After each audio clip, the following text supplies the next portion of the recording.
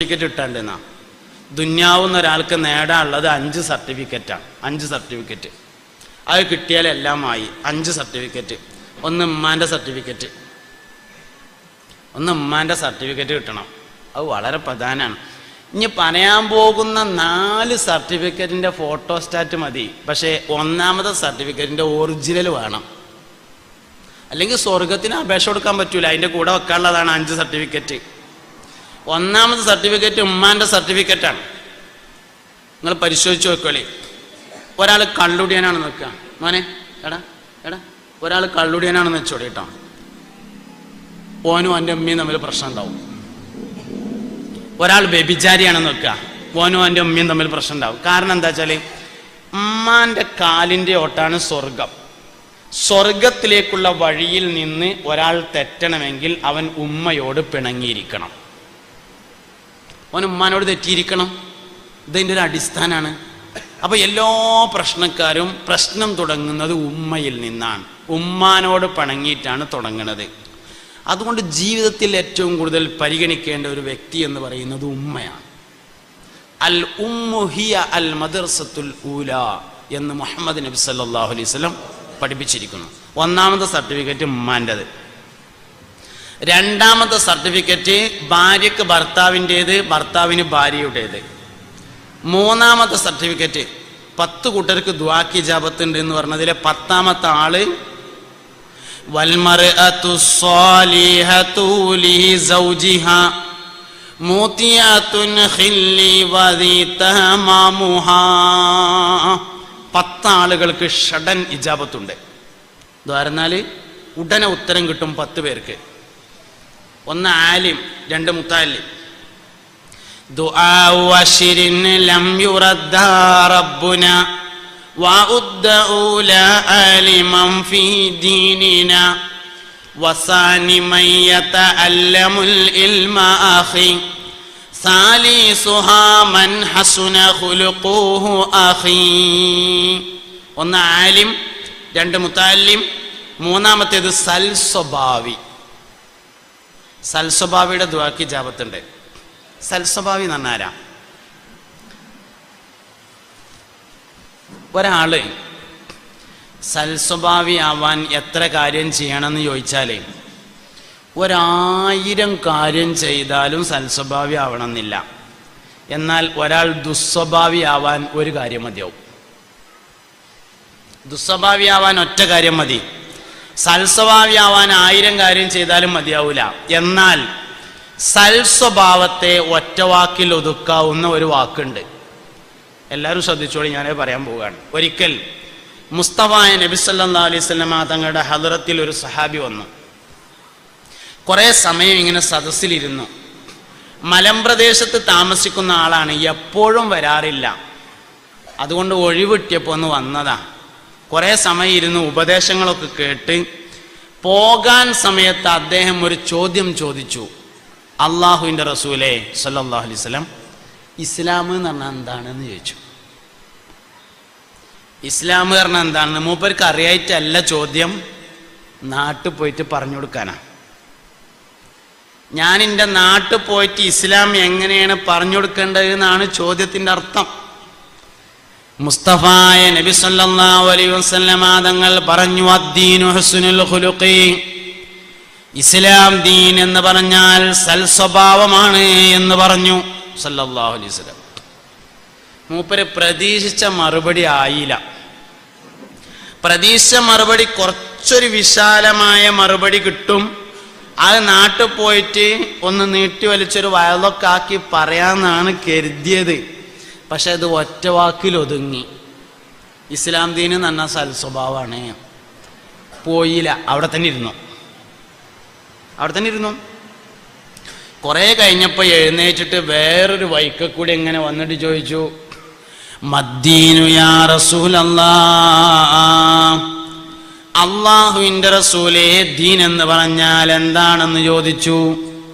മുസ്തഫായ നബി സല്ലല്ലാഹു അലൈഹി വസല്ലം തങ്ങൾ പറഞ്ഞു, അദ്ദീനു ഹുസ്നുൽ ഖുലുഖി, ദീൻ എന്ന് പറഞ്ഞാൽ സൽസ്വഭാവമാകുന്നു എന്ന് പറഞ്ഞു. 2ാമതും അതേ മറുപടിയാണ്, പോയില്ല. അവിടെ തന്നെ ഇരുന്നു. മൂന്നാം പ്രാവശ്യം ഇങ്ങനെ വേറൊരു വൈക്ക് ഇങ്ങനെ വന്നിട്ട് തല കണ്ടിട്ടിട്ട് ചോദിച്ചു, മദ്ദീനു യാ റസൂലല്ലാഹ്, അള്ളാന്റെ റസൂലേ ദീൻ എന്ന് പറഞ്ഞാൽ എന്താണെന്ന് ചോദിച്ചു. മുത്തുനബി സല്ലല്ലാഹു അലൈഹി വസല്ലമ തങ്ങൾ പറഞ്ഞു, അദ്ദീനു ഹുസ്നുൽ ഖുലുഖി, ദീൻ എന്ന് പറഞ്ഞാൽ സൽസ്വഭാവമാകുന്നു എന്ന് പറഞ്ഞു. ഇനി വേറൊരു മറുപടി കിട്ടൂല എന്ന് ഉറപ്പായപ്പോൾ മൂപ്പര് പോകാൻ വേണ്ടി ഒരുങ്ങി. പോവുകയാണെന്ന് കണ്ടപ്പോൾ നബി തങ്ങൾ ഇങ്ങോട്ട് തന്നെ വിളിച്ചു. എന്നിട്ട് ചോദിച്ചു, വമാ ഹുസ്നുൽ ഖുലുഖി, സൽസ്വഭാവം എന്താണെന്ന് നിനക്ക് മനസ്സിലായോ എന്ന് ചോദിച്ചു. അപ്പോൾ പറഞ്ഞു, അല്ലാഹു റസൂലുഹു അലം, അള്ളാഹ്ക്കും അവന്റെ റസൂലിനും അറിയാം എന്ന് പറഞ്ഞപ്പോൾ പറഞ്ഞു, ലാ തഗ്ളബ് അഹദാ, നീ ആരോടും ദേഷ്യപ്പെടാതിരിക്കലാകുന്നു സൽസ്വഭാവം. നമ്മളാരും ചാരലിപ്പേരേന് ചൂടാകണത് ഈ ഹദീസ് അറിയാത്തോണ്ടൊന്നല്ല. ഇതേമാതിരി അറബി വാക്ക് പറയാൻ നിങ്ങൾക്ക് അറിയില്ല എന്ന് വിചാരിക്കാം. എന്നാലും ദേഷ്യപ്പെടാൻ പാടില്ല എന്ന് അറിയാത്തതുകൊണ്ടൊന്നല്ല. ഇൽമായി നിലകൊണ്ടതുകൊണ്ട് ഒരു കാര്യമില്ല. ഇൽമ ഹാലാവണം. നമ്മുടെ വിവരം നമ്മുടെ ജീവിതത്തിന്റെ ഭാഗമാകുമ്പോൾ മാത്രമേ കാര്യമുള്ളൂ. വിവരമായി നിലനിന്നതുകൊണ്ട് ഒരു കാര്യമില്ല. നമ്മുടെ ജീവിതത്തിന്റെ ഭാഗമായി മാറണം. സൽസ്വഭാവത്തെ ഒറ്റവാക്കിൽ ഒതുക്കാം. നീ ആരോടും ദേഷ്യപ്പെടരുത്. ലാ തഗ്ളബ് അഹദാ. ഇന്നത്തെ ക്ലാസ്സിന്ന് നിങ്ങൾ ഈ ഒരൊറ്റ ഹദീസ് പഠിച്ചാല് നമുക്ക് ഇന്നത്തെ ദിവസം മുതലായി. ഒരു പ്രശ്നവുമില്ല, എല്ലാ പ്രശ്നവും ഈ ഒരൊറ്റ ഹദീസ് കൊണ്ട് തീർന്നു. ലാ തഗ്ളബ് അഹദാ, ദീൻ എന്ന് പറഞ്ഞാൽ എന്താന്ന് ചോദിച്ചപ്പോ നീ ആരോടും ദേഷ്യപ്പെടാതിരിക്കലാകുന്നു എന്ന് മുഹമ്മദ് നബി. പക്ഷെ ഞാൻ അത് പറയുമ്പോൾ ഒരു പ്രശ്നമുണ്ട്. ആണുങ്ങൾക്കൊക്കെ തോന്നുന്നുണ്ടാവും, അവിടെ ഇരുന്ന് കേക്കടി. ഓൽക്ക് തോന്നുന്നുണ്ടാവും, ചുരുളിച്ചിങ്ങനെ കേട്ടോളി. ആർക്കും ഇത് അവനാനോടാന്ന് തോന്നണില്ല. തന്നെ പ്രശ്നം. ഞാൻ ഈ പറഞ്ഞത് നിങ്ങളോടാണ്, നിങ്ങൾക്ക് ഇതുവരെയും തോന്നിയിട്ടില്ല. അതൊരു വലിയ പ്രശ്നമാണ്. പെണ്ണുങ്ങളോട് വേറെ പറഞ്ഞു, ആണുങ്ങളോട് വേറെ പറഞ്ഞു. ഞാൻ ഈ ഇരിക്കുന്ന മുഴുവൻ ആൾക്കാരോട് പറഞ്ഞത്, സൽസ്വഭാവികളാവണം എന്ന് നിങ്ങൾക്ക് ആഗ്രഹമുണ്ടെങ്കിൽ ദേഷ്യപ്പെടൂല എന്ന് തീരുമാനിക്കണം. എന്നെ ആർക്കും ദേഷ്യം പിടിപ്പിക്കാൻ കഴിയില്ല എന്ന് ഞാൻ തീരുമാനിച്ചാൽ ഒരാൾക്കതിന് കഴിയില്ല. 100% ഉറപ്പാണ് കഴിയില്ല എന്നുള്ളത്. നമ്മൾ ആദ്യം തന്നെ തീരുമാനിച്ചു വെച്ചിരിക്കണം, എന്ത്, ഞാൻ കുറച്ച് ദേഷ്യമുള്ള ആളാണ്. ആ തീരുമാനം എപ്പോൾ മാറ്റിയോ അന്ന് മുതൽ നിങ്ങൾ ദേഷ്യമില്ലാത്ത ആളാവും. ആ തീരുമാനം മാറ്റിയാൽ മതി, ഒരു പ്രശ്നവുമില്ല. ആ തീരുമാനം മാറ്റിയാൽ മാറും. നമ്മൾ ആദ്യം തന്നെ ഞാൻ ദേഷ്യമുള്ള ആളാന്ന് തീരുമാനിച്ചു വെക്കരുത്. അയോഗ്യതകളെ യോഗ്യതയായി മനസ്സിലാക്കരുത്. ഷുഗർ ഉണ്ട് എന്ന് പറഞ്ഞത് നമ്മൾ യോഗ്യതയായിട്ടാണ് കാണുന്നത്. കുറച്ചൊക്കെ ഉണ്ട്, 250 കുറച്ചൊക്കെ ഉണ്ട്. ഭയങ്കര യോഗ്യത അല്ലേ മുമ്പ് ഞാൻ പറയണേ. ബൈപ്പാസ് കഴിഞ്ഞു എന്നൊക്കെ എത്ര അഭിമാനത്തിലാ പറയാന്നറിയോ. രോഗികൾ രോഗികളായി തുടരുന്നതിൻ്റെ കാരണം അവർ രോഗിയായി തുടരാൻ ആഗ്രഹിക്കുന്നുണ്ട് എന്നതാണ്. ദണ്ണം മാറാത്തതിൻ്റെ കാരണം ദ്വാരക്കാത്തതോ മജ്‌ലിസുനൂർക്ക് പൈസ കൊടുക്കാത്തതോ ഒന്നുമല്ല. രോഗിയായി തുടരുന്നതിൻ്റെ കാരണം രോഗിയായി തുടരാൻ അവൻ ആഗ്രഹിക്കുന്നുണ്ട്. ആശുപത്രിയുടെ പേര് വലുതാകുന്നതിനനുസരിച്ച് അഭിമാനമുണ്ട്. എന്നാ അഭിമാനം മാറുന്നുണ്ടോ അന്നേ ദണ്ണം മാറുള്ളൂ. അസുഖത്തിൽ നമ്മൾ അഭിമാനം കണ്ടെത്തുന്നുണ്ട്, അത് വലിയൊരു പ്രശ്നമാണ്. കുറച്ചൊക്കെ ഷുഗർ ഉണ്ട്, കൊളസ്ട്രോൾ ഉണ്ട് എന്ന് പറഞ്ഞത് ഭയങ്കര അഭിമാനമാണ്. ചായക്ക് മധുരം വേണ്ട എന്ന് പറഞ്ഞത് ഭയങ്കര അഭിമാനത്തിലാ പറയാ. കോഴി വേണ്ട എന്ന് ഭയങ്കര അഭിമാനത്തിലാ പറഞ്ഞത്. അത് നമ്മൾ മനസ്സിലാക്കാത്തോണ്ടാണ്. ഹലാലായ എല്ലാ ഭക്ഷണവും തിന്നാൻ പറ്റണം, കുറച്ച് ഇത് തിന്നാൻ മതി എന്ന് മാത്രം. മൂക്കറ്റം തിന്നാൻ ഒരു സാധനം പറ്റൂല. ഒരാൾ മൂക്കറ്റം തിന്നാൻ തീരുമാനിച്ചാൽ കാബേജും പറ്റൂലല്ലോ, ഉള്ളിയും പറ്റൂല. വള്ള നിറച്ച് ഉള്ളി തിന്നാനൊന്നും പാടില്ല. ഉള്ളി നല്ല സാധനം തന്നെയാണ്, പക്ഷെ ഉള്ളിക്കും ചില കുഴപ്പങ്ങളുണ്ട്. വള്ള നിറച്ച് തിന്നാൽ കോഴിക്ക് എന്തെല്ലാം പ്രശ്നങ്ങളുണ്ടോ ആ പ്രശ്നമൊക്കെ ഉള്ളിക്കും ഉണ്ട്. ആ ക്യാമറ അവിടെ ഉള്ളതൊരു പ്രശ്നം. അല്ലെങ്കിൽ ഞങ്ങൾക്ക് ശരിക്കും മനസ്സിലാകുന്ന രൂപത്തിൽ കോഴിയുടെ പ്രശ്നം എന്താണെന്നാണ് പറഞ്ഞു തന്നിരുന്നു. ഇപ്പം ഏതായാലും മനസ്സിലായല്ലോ ആ പ്രശ്നം ഉള്ളിക്കും ഉണ്ട്. ഇപ്പം ഏതായാലും മനസ്സിലായല്ലോ. ആ പ്രശ്നം ഉള്ളിക്കും ഉണ്ട്. അതുകൊണ്ട് ഒരു പരിധി വരെ അതും തിന്നാൻ പാടുള്ളൂ. ഇതിലേറെപ്പം അത് മനസ്സിലാകുന്ന രൂപത്തിൽ എങ്ങനെ ഞാൻ പറയാം? കുട്ടികളിലുകൊണ്ട് അത്രേ പറയാൻ പറ്റുള്ളൂ. ഇപ്പം ഏതായാലും മനസ്സിലായല്ലോ. അതന്നെ സംഗതി. അപ്പം ആ പ്രശ്നം ഉള്ളിക്കുണ്ട്. അപ്പം അതും ധാരാളം തിന്നാനൊന്നും പറ്റൂല. എല്ലാ സാധനവും തിന്നാൻ കുറച്ച് തിന്നാലേ മിൻ ബഖ്ലിഹാ വഖിസ്സാഇഹാ വഫൂമിഹാ വഹദസിഹാ വബസലിഹാ എല്ലാം തിന്നാം. അല്പം തിന്നാണെങ്കിൽ ഒന്നും തിന്നാൻ പറ്റൂല തോന തിന്നാല്. ഇതാണ് അതിൻ്റെ തിയറി എന്ന് പറയുന്നത്. അപ്പോൾ എല്ലാ ഭക്ഷണവും കഴിക്കാൻ നമുക്ക് പറ്റണം. ഹലാലായ എല്ലാ ഭക്ഷണവും തിന്നാൻ പറ്റണം. കുറച്ച് തിന്നാൽ മതി എന്ന് മാത്രം. എല്ലാ സാധനവും കൊടുന്നതൊക്കെ രസം തിന്നുക. അതാണ് അതിൻ്റെ ശരിയായ രീതി എന്ന് പറഞ്ഞത്. അപ്പം നമ്മൾ രോഗമുണ്ട് എന്നതിൽ അഭിമാനം കാണരുത്. അഭിമാനം കണ്ടാൽ ആ രോഗം നിലനിൽക്കും, അത് മാറിപ്പോവില്ല. രോഗങ്ങൾ 3 തരത്തിലുണ്ട്. ഒന്ന് രക്ഷാരോഗങ്ങളുണ്ട്, ഒന്ന് ശിക്ഷാരോഗങ്ങളുണ്ട്. സാധാരണക്കാരായ ആളുകളെ സംബന്ധിച്ച് വരുന്ന രോഗങ്ങൾ മിക്കവാറും ശിക്ഷാരോഗങ്ങളാണ്. ഇപ്പം നമ്മൾ പറയല്ലോ 2 ദിവസമായിട്ട് ഭയങ്കര പനിയായിരുന്നു എന്ന് പറയല്ലോ. വാസ്തവത്തിൽ പനി ശിക്ഷാരോഗമാണ്. അൽഹുമ്മ ഫൈഉ മിൻ ഫൈഇ ജഹന്നം എന്ന ഹദീസിൽ നസ്സാണ്. പനി എന്ന് പറയുന്നത് നരകത്തിന്റെ തീജ്വാലകളിൽപ്പെട്ട ഒരു ജ്വാലയാകുന്നു എന്നത് നസ്സായി ഹദീസിൽ കിടക്കുന്നുണ്ട്. അതുകൊണ്ട് പനി ശിക്ഷാരോഗമാണ്. 2 ദിവസമായിട്ട് ഭയങ്കര പനിയായിരുന്നു എന്ന് എന്തിനാ നമ്മൾ അഭിമാനത്തോടുകൂടെ പറയണത്? അത് അഭിമാനത്തോടെ പറയേണ്ട കാര്യമില്ലല്ലോ. എനിക്ക് നടുമ്പുറത്ത് കൂടെ 2 തല്ലാണ് കിട്ടിയെന്ന് നമ്മളാരെങ്കിലും അഭിമാനത്തോടെ പറയലുണ്ടോ? അത് കിട്ടിയാൽ തന്നെ ആരോടും ഉണ്ടായിരിക്കല്ലേ ഇല്ലാണ് ചെയ്യണത്. കാരണം അത് ശിക്ഷയാണ്, അത് കിട്ടാൻ പാടില്ലാത്തതായിരുന്നു. അതുകൊണ്ട് പറയില്ല. പനി ശിക്ഷാരോഗമാണ്. അപ്പൊ രോഗങ്ങൾ 2 തരത്തിലുണ്ട്. ഒന്ന് ശിക്ഷാരോഗമുണ്ട്, ഒന്ന് രക്ഷാരോഗമുണ്ട്. രക്ഷാരോഗം ഞമ്മക്കാർക്കും ഉണ്ടാവില്ല. അത് അമ്പിയാക്കൾ, ഔലിയാക്കൾ എന്നിവർക്ക് ദറജ ഉയർത്താൻ വേണ്ടി നൽകപ്പെടുന്ന രോഗമാണ്. അപ്പോ ഞാൻ പറഞ്ഞെന്താ വെച്ചാല് ദണ്ണുണ്ട് എന്നുള്ളതിൽ അഭിമാനം കാണണ്ട. എന്ന് അസുഖമുണ്ട് എന്നതിൽ അഭിമാനം അവസാനിക്കുന്നു, അന്ന് ആ ദണ്ണം മാറിപ്പോകും. ഫക്കീറായി തുടരുന്നതിന്റെ കാരണം ഫക്കീറായി തുടരാൻ ആഗ്രഹിക്കുന്നുണ്ട് എന്നുള്ളതാണ്. അതായത് 25,000 സക്കാത്ത് പിരിക്കാൻ പോയി. പെരേക്കൂടെയൊക്കെ കയറി സക്കാത്ത് പിരിച്ചു. എണ്ണി വെക്കുമ്പോൾ കുറച്ച് കായൊക്കെ ഉണ്ട്. അപ്പം അങ്ങനെ മനസ്സിൽ പറഞ്ഞു, പഠിച്ചോനെ ഇക്കൊല്ലത്തെ 25,000 സക്കാത്ത് കിട്ടിയത് വളരെ കുറവാണ് റബ്ബേ. അടുത്ത കൊല്ലത്തെ 25,000 എനിക്ക് കുറച്ച് തോന സക്കാത്ത് തരണേ അല്ലാന്ന് മനസ്സിൽ. എന്താ അതിൻ്റെ അർത്ഥം? അടുത്ത കൊല്ലത്തെ 25,000 ഇന്നെ ഫക്കീറായി നിലനിർത്തണേന്നാണ് അതിൻ്റെ അർത്ഥം. പിന്നെ എങ്ങനെ ഓൻ്റെ പെരപ്പണി തീരുക?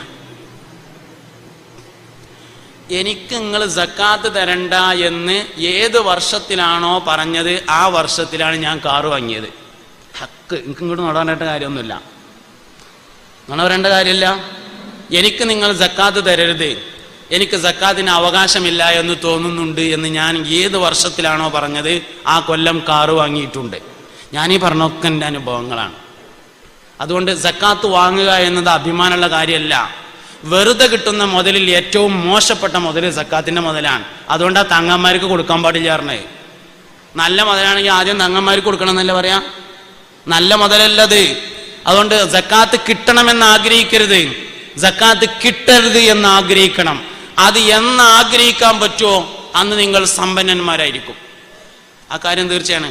മുതലിനൊരു കുഴപ്പമില്ല, ജീവിക്കാൻ ആവശ്യമായ സൗകര്യങ്ങൾ വേണം. പക്ഷെ മുതലുമ്മ കിടന്ന് കെട്ടുമറിയാതിരുന്നാൽ മതി. ഇതാണ് പ്രശ്നമുള്ളൂ. പൈസക്കല്ലല്ലോ പ്രശ്നം, പൈസ കൈകാര്യം ചെയ്യുന്നവന്റെ മനസ്സിനാണ് പ്രശ്നമുള്ളത്. ആ പ്രശ്നം ഇല്ലാതിരുന്നാൽ മതി, ഒരു പ്രശ്നമില്ല. അതുകൊണ്ട് പല ആവശ്യമില്ലാത്ത വിഷയങ്ങളിലും നമുക്ക് അഭിമാനമുണ്ട് എന്നത് നമ്മുടെ ആ പ്രശ്നം നിലനിൽക്കുന്നതിന്റെ കാരണമാണ്. അത് നമുക്ക് എന്ന് അവസാനിപ്പിക്കാൻ പറ്റുമോ അന്ന് നമ്മുടെ ജീവിതം വലിയ പുരോഗതിയുള്ള ജീവിതങ്ങളായിരിക്കും. വജദ ഹലാവത്തൽ ഈമാനി മൻ റളിയ ബില്ലാഹി റബ്ബൻ വബിൽ ഇസ്ലാമി ദീനൻ വബിമുഹമ്മദിൻ സ്വല്ലല്ലാഹു അലൈഹി വസല്ലമ നബിയ്യം വറസൂലാ. ഈമാൻ ഭയങ്കര രസമുണ്ട്. ഈമാന്റെ ആ രസം നമുക്ക് കിട്ടണം. അപ്പോഴാണ് മുസ്ലിമായി ജീവിക്കുന്നതിൻ്റെ ആനന്ദത്തെ നമുക്ക് തിരിച്ചറിയാൻ വേണ്ടി പറ്റുക. ഈമാൻ കൂടുന്നതിനനുസരിച്ചാണ് ജീവിതത്തിൻ്റെ രസം കൂടുന്നത്. ഈമാൻ കുറയുന്നതിനനുസരിച്ചാണ് ജീവിതത്തിന്റെ രസം കുറയുന്നത്. വർദ്ധിച്ച ഈമാനോടുകൂടെ ജീവിക്കാൻ നമുക്ക് കഴിയണം. വർദ്ധിച്ച ഈമാന്റെ ഉദാഹരണം സയ്യിദുനാ സിദ്ദീഖുൽ അക്ബർ റളിയല്ലാഹു അൻഹു ആണ്. സഹാബത്തെ മദീനത്തെ പള്ളിയിൽ നബി സല്ലല്ലാഹു അലൈഹി വസല്ലം തങ്ങൾ ഒരു ദിവസം പ്രസംഗിക്കുകയാണ്. സഹാബത്തെ, സ്വർഗാവകാശികളെ തിരിച്ചറിയാൻ 120 അടയാളങ്ങളുണ്ട് സഹാബ. സ്വർഗാവകാശിയെ തിരിച്ചറിയാൻ 120 അടയാളം ഉണ്ട് പറഞ്ഞു. അപ്പൊ പള്ളിന്റെ പുറത്ത് ചെരുവിലാണ് സിദ്ദീഖ് റളിയല്ലാഹു അൻഹു നിൽക്കണേ. വാതിലിന്റെ ഉള്ളിൽ കൂടി അങ്ങനെ തലയിട്ടിട്ട് ചോദിച്ചു, അള്ളാഹുവിന്റെ റസൂലേ, സ്വർഗാവകാശിനെ മനസ്സിലാക്കാൻ 120 അടയാളം ഉണ്ട് എന്ന് പറഞ്ഞില്ലേ, അതിൽ ഏതെങ്കിലും ഒരടയാളം ഇന്റെ മേത്ത് കാണാണ്ടോ എന്ന് ചോദിച്ചപ്പോ പറഞ്ഞു, ആ 120 അടയാളങ്ങളും നിങ്ങളിലുണ്ട് അബൂബക്കർ സിദ്ദീഖ് എന്ന് ഹബീബുനാ റസൂലുള്ളാഹി സ്വല്ലല്ലാഹു അലൈഹി വസല്ലം. നമ്മളെ മേത്ത് സ്വർഗാവകാശികളുടെ എത്ര അടയാളം കാണാനുണ്ട്?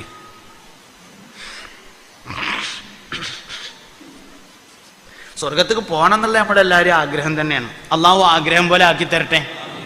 പക്ഷെ ആഗ്രഹിക്കാനെങ്കിലും പറ്റണം കേട്ടോ.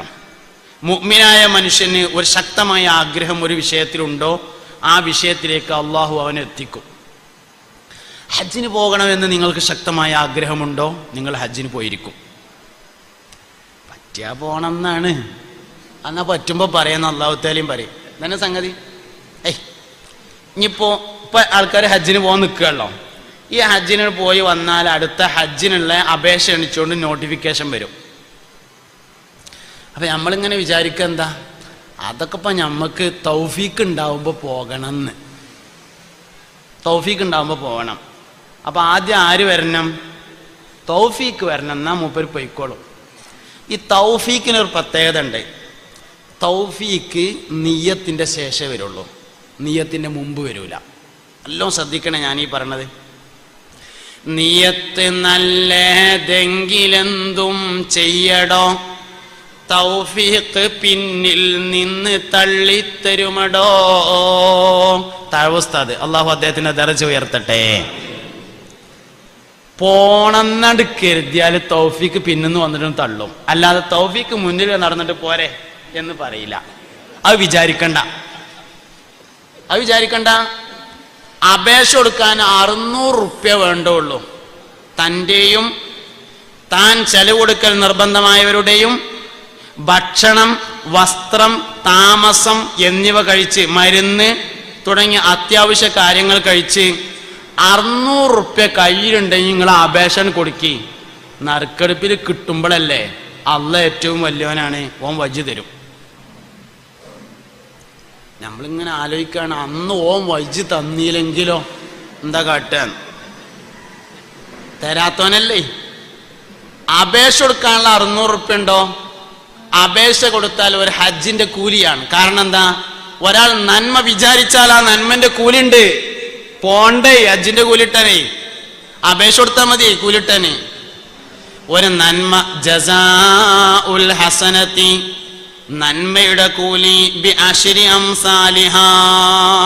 ഒരാളൊരു നന്മ ചെയ്യാൻ തീരുമാനിച്ചു. ഇപ്പൊ ഉദാഹരണമായിട്ട് ഒരാള് പള്ളിക്കൊക്കെ ഒരു 10,000 റുപ്യ കൊടുക്കാൻ തീരുമാനിച്ചു. എന്നാൽ തീരുമാനിച്ച സമയം മുതൽ 10,000 റുപ്യ പള്ളിക്ക് കൊടുത്തതിന്റെ കൂലി ഓൻ്റെ ഏടിൽ എഴുതി. പിന്നെ കൊടുത്തതിന്റെ 10 ഇരട്ടി കൂലി പിന്നെ എഴുതും. കൊടുത്തില്ലെങ്കിൽ എഴുതിയത് വെട്ടൂല. ആ പരിപാടിയില്ല, എഴുതിയത് വെട്ടണ പരിപാടിയില്ല. ഓന് കൊടുക്കാൻ പറ്റിയില്ല, കൊടുക്കാൻ കഴിഞ്ഞില്ല. എന്നാൽ തീരുമാനിച്ചതിന്റെ ഒരു കൂലി വെട്ടണില്ല, ആ സാധനം അവിടെ തന്നെ ഉണ്ടാവും. ഒന്നുകൂടി ഗൗരവമുള്ളൊരു സാധനം ഞാൻ പറഞ്ഞുതരാം. ഒരാൾ കള്ളുടിക്കാൻ തീരുമാനിച്ചു, അള്ളാഹു തആല കാത്തുരക്ഷിക്കട്ടെ. ഒരാൾ മദ്യപിക്കാൻ, കള്ളുടിക്കാൻ തീരുമാനിച്ചു. പിന്നെ കുടിക്കണ്ടെന്ന് വെച്ചു. എന്നാ അവൻ്റെ ഏടിൽ അതിന്റെ കൂലി കൊണ്ട് എഴുതും.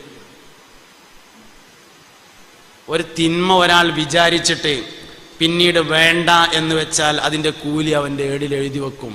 ഒരു നന്മ ചെയ്തതിന്റെ കൂലി എഴുതി വെക്കും. ഇത് പരിശുദ്ധ ഖുർആൻ പറഞ്ഞത് വ്യഭിചാരത്തെ കുറിച്ച് പറഞ്ഞോട് തന്നെയാണ് പറഞ്ഞിട്ടുള്ളത്. വലാ യസ്നൂന ومن يفعل ذلك يلقى أثاما يضاعف له العذاب يوم القيامة ويخلد فيه مهانا إلا من تاب وآمن وعمل عملا صالحا فأولئك يبدل الله سيئاتهم حسنات. നമ്മൾ അള്ളാഹിനെ ശരിക്കും മനസ്സിലാക്കണം. അള്ളാഹിനെ നമ്മൾ ശരിക്കും മനസ്സിലാക്കണം. നമ്മൾ എങ്ങനെയെങ്കിലും സ്വർഗത്തിലെത്തുക എന്നതാണ് അള്ളാഹുവിന് ഏറ്റവും ഇഷ്ടം. അതിന് അള്ളാഹു തആല നമുക്ക് ഒരുപാട് വഴികളെ തുറന്നു തരുന്നു. പക്ഷെ ആ വഴികളിലൂടെ യാത്ര ചെയ്യാൻ നമുക്ക് കഴിയണ്ടേ? അതല്ലേ പ്രധാനപ്പെട്ട കാര്യം. അതുകൊണ്ട് ഒരു നന്മ ഒരാൾ വിചാരിച്ചാൽ തന്നെ കൂലിയുണ്ട്, ഒരു തിന്മ ഒരാൾ വിചാരിച്ചാൽ അതിന് ശിക്ഷയില്ല, ചെയ്താലേ ശിക്ഷയുള്ളൂ. ഒരു തിന്മ വിചാരിച്ചിട്ട് പിന്നെ ആ തിന്മ വേണ്ടാന്ന് വെച്ചാൽ അതിന് കൂലി കിട്ടും. ഇങ്ങനെയാണ് നന്മയുടെയും തിന്മയുടെയും അവസ്ഥ എന്ന് പറയുന്നത്. അതുകൊണ്ട് വർദ്ധിച്ച ഈമാനോടുകൂടെ ജീവിക്കാൻ നമുക്ക് കഴിയണം. സിദ്ദീഖുൽ അക്ബർ റളിയല്ലാഹു അൻഹുവിനെ ഞാൻ ഉദാഹരണമായിട്ട് പറഞ്ഞു, ഈമാന്റെ ഉദാഹരണം. ഒരിക്കൽ നബി സല്ലല്ലാഹു അലൈഹി വസല്ലം തങ്ങളും സഹാബത്തും ഇങ്ങനെ ഇരിക്കുകയാണ്. മുസ്തഫായ നബി തങ്ങൾ ചോദിച്ചു, സഹാബ, നിങ്ങളുടെ കൂട്ടത്തിൽ ഇന്ന് ആരെങ്കിലും ഒരാൾ നോമ്പനുഷ്ഠിച്ച ആളുണ്ടോ? നോമ്പുള്ള ആരേലും ഉണ്ടോ എന്ന് ചോദിച്ചു. സിദ്ദീഖ് റളിയല്ലാഹു അൻഹു എഴുന്നേറ്റ് പറഞ്ഞു, നബിയേ, എനിക്കിന്ന് നോമ്പാണ്. മുസ്തഫായ നബി സല്ലല്ലാഹു അലൈഹി വസല്ലം തങ്ങൾ ചോദിച്ചു, സഹാബ, നിങ്ങളുടെ കൂട്ടത്തിൽ ആരെങ്കിലും ഇന്ന് ഒരു രോഗിയെ സന്ദർശിച്ച ആളുണ്ടോ? സിദ്ദീഖ് റളിയല്ലാഹു അൻഹു എഴുന്നേറ്റിട്ട് പറഞ്ഞു, അല്ലാഹുവിന്റെ റസൂലേ, ഞാൻ ഒരു രോഗിയെ സന്ദർശിച്ചിട്ടുണ്ട്. മുസ്തഫായ നബി തങ്ങൾ ചോദിച്ചു, സഹാബ, നിങ്ങളുടെ കൂട്ടത്തിൽ ആരെങ്കിലും ഒരു ജനാസയെ അനുഗമിച്ച ആളുണ്ടോ? ആരെങ്കിലും ഒരു മയ്യത്തിന്റെ ഒപ്പം പോയ ആളുണ്ടോ എന്ന് ചോദിച്ചു. സിദ്ദീഖ് റളിയല്ലാഹു അൻഹു എഴുന്നേറ്റിട്ട് പറഞ്ഞു, നബിയെ, ഞാൻ ഇന്നൊരു ജനാസയെ അനുഗമിച്ചിട്ടുണ്ട്. ജനാസയെ അനുഗമിക്കുക എന്നൊക്കെ പറയുമ്പോൾ ഒരു ചെറിയ കുറഞ്ഞ സമയം അവസരം കിട്ടിയാൽ നമ്മളത് ഉപയോഗപ്പെടുത്തണം. നമ്മൾ വണ്ടിയിൽ ഇങ്ങനെ പോവുകയാണ്, ഒരു മയ്യത്ത് കൊണ്ടുപോകണം പറ്റും, ഒരു 2 മിനിറ്റ് അതിൻ്റെ ബാക്കിൽ ആ വണ്ടിയായിട്ട് ഒന്നിങ്ങനെ പോയാൽ മതി. അതും ജനാസയെ അനുഗമിക്കലാണ്. ഇതിനൊന്നും വലിയ ചിലവില്ലല്ലോ. നിയ്യത്തിന് ക്ലിയർ ആണെങ്കിൽ അതിൻ്റെ പിന്നിൽ 2 മിനിറ്റ് പോയിട്ട് പിന്നെ നമുക്ക് ഓവർടേക്ക് ചെയ്ത് പോകാവുന്നതാണ്. പിന്നെ ജനാസയെ അനുഗമിക്കുന്നിടത്തൊരു കാര്യമുണ്ട്. ജനാസയെ അനുഗമിക്കേണ്ടത് വീട് മുതൽ പള്ളി വരെ അല്ല കേട്ടോ, വീട് മുതൽ ഖബർ വരെയാണ്. സാധാരണ നമ്മൾ പോകല് വീട് മുതൽ പള്ളിക്ക് പോയിട്ട് നിസ്കാരം കഴിഞ്ഞേക്കണ പിരിയലാണ്. പള്ളി അതിൻ്റെ ഇടയിൽ നിസ്കരിച്ചാൻ പറ്റിയൊരു സ്ഥലം കിട്ടിയപ്പോൾ അവിടെ കയറിയെന്നേ ഉള്ളൂ. വീട്ടിൽ നിന്ന് കൊണ്ടുപോകുന്നത് പള്ളിക്ക് നിസ്കരിക്കാനല്ല, പിന്നെ ഖബറിലേക്ക് മറവ് ചെയ്യാനാണ് കൊണ്ടുപോകുന്നത്. അതുകൊണ്ട് ജനാസയെ അനുഗമിക്കേണ്ടത് വീട് മുതൽ ഖബർ വരെയാണ്. നേരം വെക്കണുണ്ടെങ്കിൽ ഖബർ വരെ എത്തിയിട്ട് അവിടെ നിന്ന് പോരാ. മറവ് ചെയ്യാൻ അത്ര സമയം നമുക്ക് നിൽക്കാൻ ഒഴിവില്ലെങ്കിൽ നിസ്കാരം കഴിഞ്ഞേക്ക് പോരരുത്. ഖബർ വരെ പോയിട്ട് ആ ഖബറിൻ്റെ അടുത്ത് എത്തി നമുക്ക് അത്യാവശ്യമായിട്ട് പോകാണ്ടെങ്കിൽ നമ്മൾ പോകാം. കാരണം നമ്മൾ ഏതായാലും അനുഗമിക്കാൻ തീരുമാനിച്ചു. പിന്നെ 2 മിനിറ്റ് കൊണ്ട് എന്തിനാ നഷ്ടപ്പെടുത്തണേ? പള്ളിക്കൊന്ന് ഖബറിൻ്റെ അടുത്തേക്ക് 2 മിനിറ്റ് അല്ലേ ഉണ്ടാവുള്ളൂ. 2 മിനിറ്റ് തികച്ചുണ്ടാവില്ല. ആ ഒരു സമയം കൊണ്ട് ആ വെറുതെ കൂലി കളയണ്ട. അപ്പം അതുകൊണ്ട് ജനാസയെ അനുഗമിക്കേണ്ടത് വീട് മുതൽ പള്ളി വരെ അല്ല, വീട് മുതൽ ഖബർ വരെയാണ് എന്ന കാര്യം എല്ലാവരും ഓർക്കുക. ഞാനിന്ന് ഒരു ജനാസയെ അനുഗമിച്ചിട്ടുണ്ട് എന്ന് സയ്യിദുനാ അബൂബക്കർ സിദ്ദീഖ് റളിയല്ലാഹു അൻഹു. ഒരു നന്മ ഓല് കേട്ടാൽ പിന്നെ ആ നന്മ വിടൂല. ഒരിക്കൽ നബി സല്ലല്ലാഹു അലൈഹി വസല്ലം തങ്ങളുടെ ഹദ്റത്തിൽ സാധുക്കളായ കുറച്ച് ആൾക്കാർ വന്നു, ഫക്കീറന്മാരായ കുറച്ച് ആൾക്കാർ വന്നു. സ്വതക്കൻ്റെ വയത് ഞാൻ പറയണ്ടല്ലോ, നിങ്ങൾ പിരിച്ചോളല്ലോ അല്ലേ? പറയണ്ട, ഉഷാറായിട്ട് കൊടുക്കുക. എല്ലാവരും കായിട്ടാണ്, കായ് കൊടുക്കുന്നിടത്തൊരു മടിയും കാണിക്കണ്ട. മരിച്ചവരുടെ മേലിൽ ഹദിയയായിട്ട് ഇടുന്നത് എന്നാൽ 2 കാര്യമുണ്ട്. ഒന്ന്, നമുക്ക് കൂലിയും കിട്ടും, മരിച്ചവർക്ക് അതിൻ്റെ മിസിൽ സവാബും കിട്ടും. നമുക്കൊന്നും കുറയില്ല, ഓർക്ക് കൂലിയും കിട്ടിക്കോളും. അപ്പം ആർക്ക് കൊടുക്കുമ്പോഴും സ്വതക്കയായി കൊടുക്കരുത്, ഹദിയയായി കൊടുക്കണം. കാരണം സ്വതക്കയേക്കാൾ കൂലിയുണ്ട് ഹദിയക്ക്. അല്ല, നിങ്ങളോട് തന്നെ അല്ലേ ഞാൻ ഈ പറയണേ? അത് നിങ്ങൾക്ക് വേറെ എന്തെങ്കിലും പണിയുണ്ടോ? നിങ്ങൾ ശ്രദ്ധിക്കുക എല്ലാവരും. ഈ കൊടുക്കണത് എങ്ങനെ കൊടുക്കണം? സ്വതക്കയായി കൊടുക്കരുത്, ഹദിയയായി കൊടുക്കണം. അതിനൊന്നും ചെയ്യാനില്ല, ഞാൻ ഈ കൊടുക്കുന്നത് ഹദിയാണെന്ന് കരുതിയാൽ മതി, അത്രേ ഉള്ളൂ. ആർക്ക് എന്ത് കൊടുക്കുമ്പോഴും സദക്കയായി കൊടുക്കണ്ട, ഹദിയയായിട്ട് കൊടുക്കുക. എന്നാൽ കൊടുക്കുന്ന ആൾക്ക് കൂടുതൽ കൂലി കിട്ടും, വാങ്ങുന്ന ആൾക്ക് ഏറ്റവും മെച്ചപ്പെട്ട മുതലായി അത് മാറും. സദക്കയേക്കാൾ നല്ല മുതലാണ് ഹദിയ കിട്ടുന്ന മുതൽ. മുഹമ്മദ് നബി സല്ലല്ലാഹു അലൈഹി വസല്ലം തങ്ങളുടെ വരുമാനമാണ് ഹദിയ. നബി തങ്ങൾ എന്ത് പണിക്കാ പോയിന്ന്? ആടിനോക്കാൻ പോയത് നുബുവത്തിന്റെ മുമ്പാണ്, ശേഷമല്ല. കച്ചവടത്തിന് പോയത് നുബുവത്തിന്റെ മുമ്പാണ്. നബി സല്ലല്ലാഹു അലൈഹി വസല്ലം തങ്ങളുടെ വരുമാനം ഹദിയയായിരുന്നു. അതുകൊണ്ട് സമ്പത്തിൽ വെച്ച് ഏറ്റവും നല്ല സമ്പത്ത് ഹദിയയായി ലഭിക്കുന്ന വരുമാനമാണ്. ആർക്കും കൊടുക്കാം, ആർക്കും വാങ്ങാം. മുതലാളിക്കും കൊടുക്കാം, മുതലാളിക്കും വാങ്ങാം. തൊഴിലാളിക്കും കൊടുക്കാം, തൊഴിലാളിക്കും വാങ്ങാം. ആർക്കും കൊടുക്കാവുന്നത്, ആർക്കും വാങ്ങാവുന്നത്, അഭിമാനത്തോടുകൂടെ സ്വീകരിക്കാവുന്നത്. അതിനാണ് എന്ത് പറയണത്? ഹദിയ എന്ന് പറഞ്ഞത്. നമ്മളിപ്പോൾ ആ കുട്ടിക്ക് കൊടുത്ത സാധനം ഹദിയയാണ്, സമ്മാനം. അതാണ് എന്ത്? ഹദിയ എന്ന് പറഞ്ഞ സംഗതി. അപ്പോൾ ഒരു നിയ്യത്തുകൊണ്ട് നമുക്ക് ക്ലിയർ ചെയ്യാൻ പറ്റും. ഞാനീ കൊടുക്കുന്നത് ഹദിയാണെന്ന് നിയ്യത്ത് ചെയ്താൽ മതി, വേറെ പ്രശ്നമില്ല. എന്നാൽ നല്ല മുതലായിട്ട് മാറും. പിന്നെ അതെന്ത് ചെയ്യുക? മരിച്ചവരുടെ പേരിൽ ഹദിയാക്കിയാൽ രണ്ട് കാര്യമുണ്ട്. അഹ്ലുസുന്നത്തി വൽ ജമാഅയുടെ വിശ്വാസം അനുസരിച്ച് കൊടുത്ത ആൾക്ക് കൂലി കിട്ടും, കൊടുത്ത ആൾക്ക് ഒന്നും കുറയാതെ മരണപ്പെട്ടവർക്ക് അതിൻ്റെ മിസ്ലു സവാബും കിട്ടും. അപ്പം അതുകൊണ്ട് വെറുതെ കിട്ടുന്നത് കളയണ്ട. ഒക്കെ ചെറിയ ചെറിയ വ്യത്യാസം കൊണ്ട് വലിയ കൂലി നേടാം. പിന്നെ നമ്മളൊരു കാര്യം പറയാനുള്ളത് എന്താ വെച്ചാൽ, മനുഷ്യന് ദറജ കൂട്ടിത്തരുന്നത് വലിയ അമലുകളല്ല, ചെറിയ അമലുകളാണ്. മനുഷ്യന്മാരെ ദറജ കൂടുന്നത് വലിയ വലിയ അമലുകളെ കൊണ്ടല്ല, ചെറിയ ചെറിയ അമലുകളെ കൊണ്ടാണ് ദറജ വർദ്ധിക്കുന്നത്. അതുകൊണ്ട് ചെറിയ അമലുകളിൽ വർദ്ധിച്ച സൂക്ഷ്മത പാലിക്കാൻ നമുക്ക് കഴിയുക എന്നത് പ്രധാനപ്പെട്ട കാര്യമാണ്. എല്ലാവരും ഈ വിഷയങ്ങൾ ഓർമ്മയിൽ വെക്കണം. അല്ലാഹു നാഫിഅ ഇൽമിനെ നൽകി നമ്മൾ അനുഗ്രഹിക്കട്ടെ. അപ്പോൾ വർദ്ധിച്ച ഈമാന്റെ ഒരുപാട് ഉദാഹരണമുണ്ട്. സിദ്ദീഖ് റളിയല്ലാഹു അൻഹു അതിൽ പ്രധാനപ്പെട്ട ഒരാളാണ്. ഒരിക്കൽ മുസ്തഫായ നബി സല്ലല്ലാഹു അലൈഹി വസല്ലമ തങ്ങൾ സ്വർഗത്തെ കുറിച്ച് വഅദ് പറഞ്ഞു. സഹാബത്തെ, സ്വർഗത്തിന് 8 വാതിലുകളുണ്ട് സഹാബാ. സ്വർഗത്തിന് 8 വാതിലുണ്ട് പറഞ്ഞു. സിദ്ദീഖ് റളിയല്ലാഹു അൻഹു എഴുന്നേറ്റ് നിന്നിട്ട് ചോദിച്ചു, നബിയെ, ആ 8ഉം കൂടി ആർക്കേലും തുറക്കുമോന്ന് ചോദിച്ചു. അതിൽ പറഞ്ഞു, തുറക്കൂ, അത് നിങ്ങൾക്ക് തന്നെയാണ് എന്ന് പറഞ്ഞു. സയ്യിദുനാ സിദ്ദീഖ് റളിയല്ലാഹു സിദ്ദീഖ് റളിയല്ലാഹു അൻഹു തുറക്കണ 8 വാതിലേ, ആ 8 വാതിലും തുറക്കാനൊരു പണിയുണ്ട്. പൊതുണ്ടാക്കി കയറിനോടുത്ത ഹൗദംകാരൊക്കെ ഒരു പ്ലാസ്റ്റിക്കിന്റെ ബോർഡും ഒരു ദുആ എഴുതി വെച്ചിട്ടുണ്ട്. അഷ്ഹദു അൻ ലാ ഇലാഹ ഇല്ലല്ലാഹു വഹ്ദഹു ലാ ശരീക ലഹു വഅഷ്ഹദു അന്ന മുഹമ്മദൻ അബ്ദുഹു വറസൂലുഹു അല്ലാഹുമ്മ ജഅൽനി മിനത് തവ്വാബീന വജഅൽനി മിനൽ മുതതഹിരീന വജഅൽനി മിൻ ഇബാദിക സ്വാലിഹീൻ സുബ്ഹാനകല്ലാഹുമ്മ വബിഹംദിക അസ്തഗ്ഫിറുല്ലാഹ്. ഒരു ദുആ ഇങ്ങനെ എഴുതി വെച്ചിട്ടുണ്ട്. അതിൻ്റെ അടിയിൽ എഴുതിയിട്ടുണ്ടാവും, ഈ ദുആ നടത്തുന്നവന് സ്വർഗത്തിന്റെ 8 വാതിലുകൾ തുറക്കപ്പെടുന്നതാണ് നബി വചനം. എഴുതിയിട്ടുണ്ട്. ഇവിടെ ഞാൻ കയറ്റിയിട്ടില്ല, എല്ലാ പള്ളിക്കും ഉണ്ടാവും, അതുകൊണ്ട് ഇവിടെ ഉണ്ടാവും എന്ന് വിചാരിക്കുകയാണ്. ഇല്ലേ ഇല്ലേ ഇല്ല അതിൻ്റെ പണി നടക്കുകയാണ്, കഴിഞ്ഞുണ്ടാവും ഇൻഷാ അല്ലാഹ്. ആയിക്കോട്ടെ. ആവശ്യമില്ലാത്ത പഴയതെടുത്ത് കഴിഞ്ഞതാണ്, പുതിയ വെക്കും ഇൻഷാ അല്ലാഹ്. ആവശ്യമില്ലാത്ത നോട്ടീസൊന്നും വെക്കും ചെയ്യരുത് കേട്ടോ. ആവശ്യമുള്ളത് വെച്ചാൽ മതി, ആവശ്യമില്ലാത്തൊന്നും വെക്കരുത്. കുറേ ആവശ്യമില്ലാത്ത സാധനം ഉണ്ടാവും.